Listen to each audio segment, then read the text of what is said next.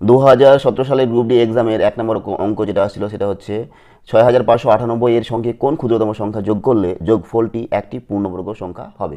বলছি এর সাথে কত যোগ করলে, এদের মধ্যে ক্ষুদ্রতম কোন সংখ্যাটা যোগ করলে এটা পূর্ণবর্গ সংখ্যা হবে। তো আমরা এটা কী করবো, আগে বর্গমূল করার চেষ্টা করব। কত আছে? 6598 আমরা জোড়ায় জোড়া নিলাম। তো দেখো 65 8 আটে 64 হচ্ছে, তাহলে 8 8 64 নিলাম। এখানে 8 8 8 64 থাকবে কত? 1 আর জোড়ায় নামবে 98।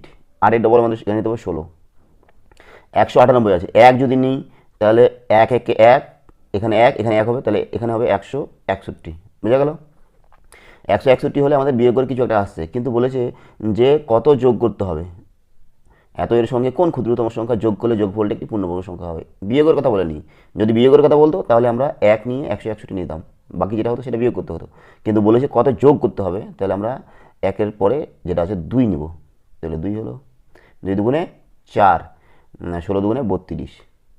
তাহলে দেখো এখানে আছে 198, এখানে আমাদের যদি 198 না থাকতো, যদি 324 থাকতো, তাহলে এটা পূর্ণবর্গ হয়ে যেত। তাহলে আমাদের কত যোগ করতে হবে? তাহলে আমাদের 324 থেকে 198 যদি আমরা বিয়োগ করি তাহলে কত হবে?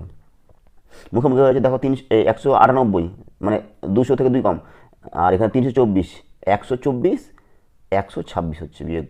কথা হচ্ছে 126, তোমার বিয়োগ করে দেখে নিও।